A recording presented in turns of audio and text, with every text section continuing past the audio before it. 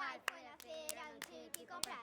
Comprou uma cadeira pra comadre se sentar. A Olivia se sentou, a cadeira de hoje. Coitada da Conrad foi parar no corredor. O corredor estava sujo, sujo de poeira. Coitada da Olivia foi parar.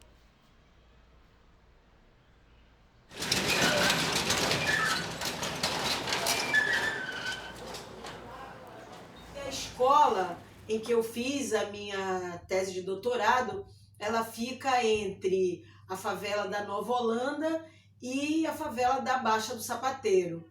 E essas duas favelas, elas estão situadas em um território dominado pelo varejo do tráfico de drogas e dois comandos diferentes, né? Que é o Comando Vermelho e o Terceiro Comando. Então, a escola ela fica bem na divisa entre esses dois comandos, né? E, então, é uma área conflagrada, porque além de existir conflitos cotidianos entre as duas facções, também existem as incursões policiais, que muitas vezes são no horário escolar, né? E atrapalha a vida estudantil das crianças e dos jovens de lá. Acho que eu sou criança, não sou adolescente ainda. Porque eu tenho 9 anos, eu brinco ainda, não tenho espinhas. Eu acredito nesse negócio que se criar uma espinha aqui eu já vou estar um meio velho. Tipo assim, eu vou estar pré-adolescente, sei lá, como é que vocês falam. Eu acho que é isso, daí que eu acredito. Mas eu ainda sou criança, brinco, nunca vou parar de brincar. Os estudos da infância, geralmente, eles se embasam em um padrão de infância idealizado.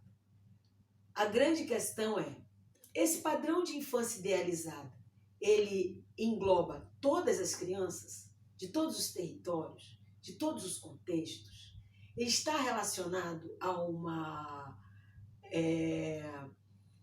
normatização de algo que a sociedade deseja que seja a partir de um determinado modelo, ou ele dá conta de uma geopolítica que fala de diferentes países e de diferentes condições sociais e de diferentes culturas.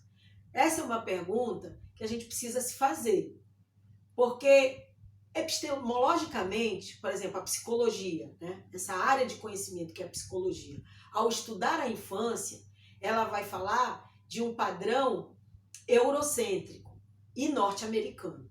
Então, é o que a gente chama de norte global. Então, é como se a globalização, né, o mundo inteiro, fosse apenas os países do norte global, Europa e Estados Unidos. E aí os países, né, geralmente os países que vêm de um histórico de colonização, foram colonizados exatamente por esse outro conjunto de países, e aí a gente vai falar de toda a América Latina, África, né, e outros tantos países, né, Ásia também, que não estão dentro desses padrões e que tem criança, né, e que essa criança, já que ela é criança, ela tem uma infância. E aí, de que infância a gente está falando? Então, se não é uma infância do norte global, ela não é infância, como fica diferentes culturas? Como, por exemplo, crianças das tribos indígenas, crianças de determinadas culturas africanas, crianças que moram em diferentes favelas, crianças que crescem e se desenvolvem em zonas rurais, diferentes de grandes centros urbanos. Elas não têm infância? Crianças que são ditas como minoria, né, no sentido de que elas não estão nesse padrão ligado à cultura do consumo, à cultura que é valorizada pelo capitalismo, né, e dentro de uma família nuclear, dentro de um modelo familiar, e de um padrão que está ligado a grupo social, à escola, às demais instituições valorizadas pela cultura ocidental, então ela não é criança e ela não tem infância. A gente falou que é a casa do pé de criança, que só tem a gente ali. O quarto do Vinícius tem rede para ele deitar, o meu tem cama. E ele fala que no dele tem videogame e Wi-Fi. A gente vai primeiro no meu quarto.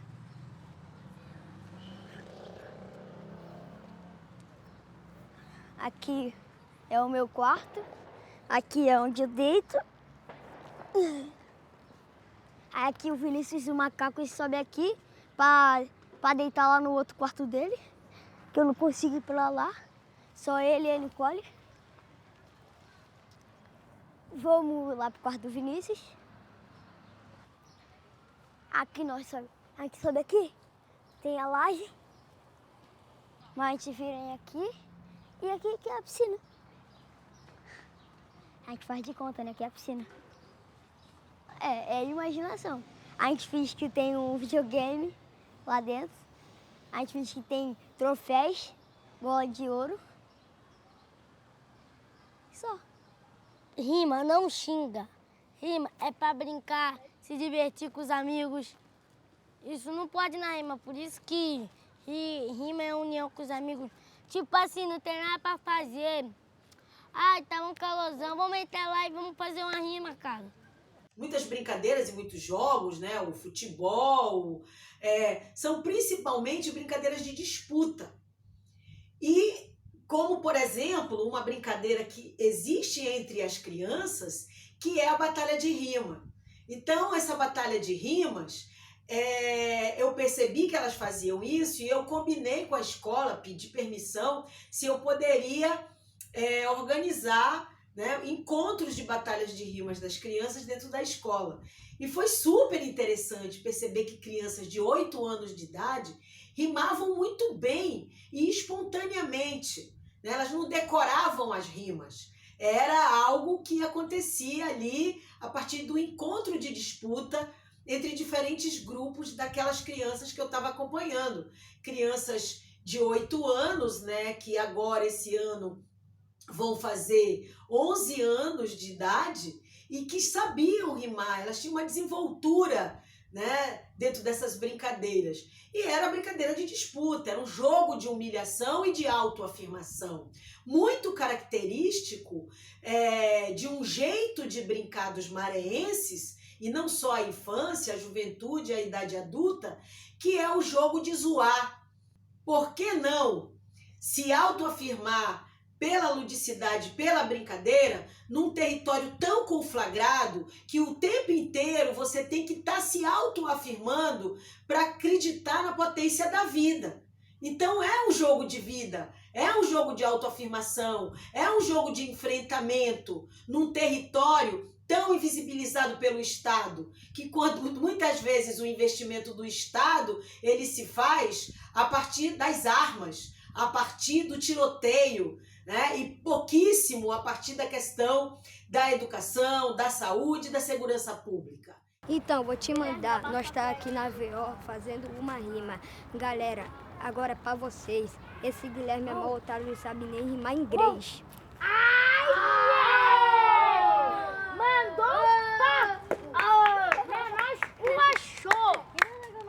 Eu não posso rimar em inglês, mas você é português. Agora eu te mando um negócio não é inglês. Aqui nós é brasileiro, nós não é inglês, irmão. Cala a boca. Você tá parecendo com um ratão e agora a minha rima eu vou te falar, moleque, e eu vou te culachar. Eu sou brasileiro e você não sabe nem rimar. As regras da rimação. Nunca xingar outra pessoa. Nunca xingar a mãe. Nunca xingar o seu pai. Nunca falar teu irmão, filha da... E nem chamar ninguém de careca. Não xingar também. E à medida que eu ia me sentindo mais segura, eu passei a combinar com as crianças um encontro, geralmente final de semana, nas ruas, na praça, principalmente na favela da Baixa do Sapateiro. E aí eu planejava algumas atividades e ia conhecer um pouco do cotidiano das crianças nas ruas, né? Dentro da favela, fora da escola. E foi aí que eu descobri, gente, que na favela todo mundo brinca. Não são apenas as crianças que brincam. E você tem acesso a esse patrimônio lúdico da favela, porque ele está fora de casa, ele está na rua. Geralmente as casas são muito pequenas, apertadas, e as pessoas vão para a rua. Então, brincadeiras como pipa, né, empinar pipa, ela não é uma brincadeira só da infância. Os adultos brincam, e geralmente os homens, né, e não as mulheres. Eles brincam de empinar pipa. Tem ruas que você passa e as pessoas estão sentadas nas frentes das suas casas jogando cartas, né? Então, o carteado também é um jogo comum em alguns locais das favelas da Maré. E aí você vai percebendo, eu fui percebendo, né, que a brincadeira ela não é só da criança, ela é intergeracional dentro desse território, ela aparece como intergeracional dentro desse território. Aí tá, e do nada começou o tiroteio lá, a sorte que tinha um bala do lado, eu me escondi, isso daí me atrapalhou. A gente, né? Como eu sempre disse pra vocês, o que estragou foi o tiro aqui, ó. Tu tomou um tiro já? Não, foi um tiro aqui, ó. Ah, o tiro passou na perto da cabeça Aqui, dele. ó. Ele ficou careca. Tem como? Passou na cabeça dele. Eles vê o bandido, aí eles vão lá, bora imitar ele. Eles pegam, se não pode usar a arma vai tacar pedra, entendeu? Essas relações, elas mostram também em relação à brincadeira, que a brincadeira ela não é só esse lugar de fantasia, de alegria. Ela também pode reproduzir rebaixamentos, humilhações, padrões de exclusões sociais. Então é interessante a gente pensar também na brincadeira, não desassociada da cultura dos adultos, da cultura da sociedade, mas está dentro também dessas relações sociais.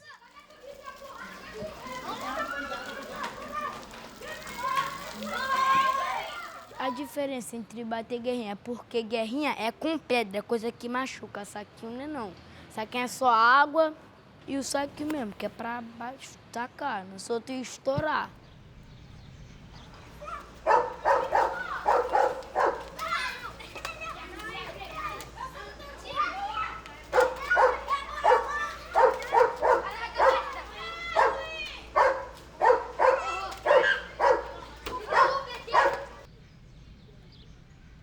Quando as pessoas começaram a soltar pipa, a linha de cerol começou a cortar a pessoa. A garotinha perdeu as 2 pernas dela, sorte que ela ainda tá viva.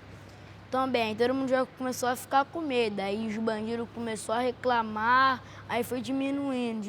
Aí os outros tinham parado, aí ninguém começou a soltar pipa. Todo mundo brincava que não tinha esse negócio aí de machucar, mas agora...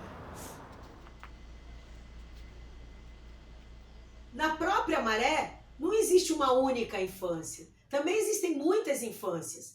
Tem criança que não pode sair de casa para brincar na rua de jeito nenhum. Porque como é um lugar tenso, as famílias se sentem inseguras de deixar a criança brincar na rua. Então essa criança fica restrita a brincar só em casa.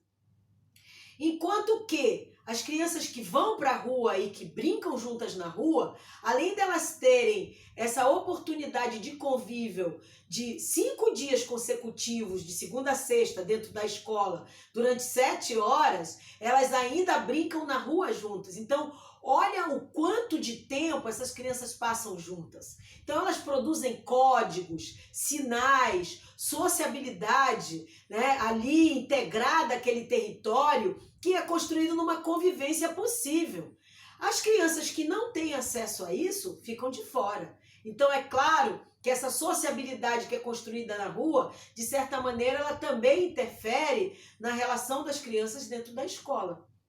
Evidente. As que conseguem decodificar esses códigos que são construídos, né, pelo coletivo infantil, elas são mais ágeis, elas são mais astutas, né, e elas têm um papel diferenciado na forma de decidir conflitos.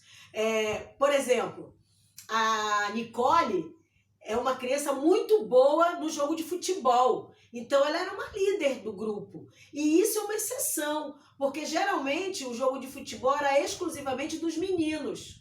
E ela, além de ser menina e estar dentro do time de futebol, ela tinha uma liderança, porque jogava muito bem futebol, né? Então, o papel da Nicole, mesmo enquanto menina, era diferente do lugar das meninas de uma forma geral, que pelo que eu observei, as meninas, elas ocupavam um lugar muito periférico dentro do conjunto infantil, do grupo infantil, fora da escola e dentro da escola.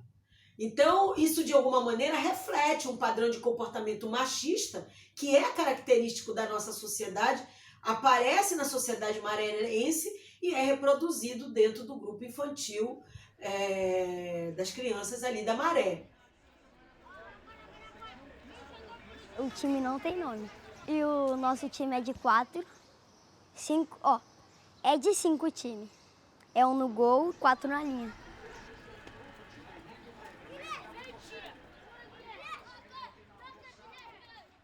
Sou boa de cabeceada. Eu dou bike boa. Tenho drible legal.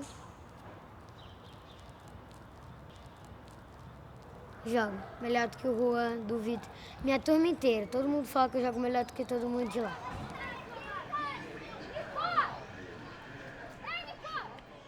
Eu penso que a infância brasileira, ela, de uma forma geral, o primeiro ponto é compreender que ela é diversa. E dentro dessa diversidade, ela não tem só ausência, carência, tem potencialidade. Como eu disse, eu adoro estar com as crianças da Maré, porque eu aprendo muito com a rapidez, com a lógica, com o conhecimento de política que elas têm. Se vocês forem conversar com as crianças da Maré sobre política social e sobre como funciona o bairro da Maré, porque a Maré é considerada como bairro, elas têm o que dizer sobre o bairro delas. E com outras crianças de outros bairros da cidade do Rio de Janeiro, talvez elas não tenham essa leitura clara sobre política social do seu bairro, porque essas questões talvez não atinjam essas crianças de uma forma tão direta como atingem as crianças da Maré de uma forma mais direta.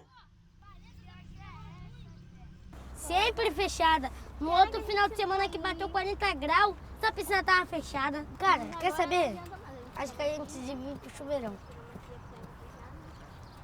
Vamos ir? Melhor do que ficar nesse sol. Vamos ir? Vamos,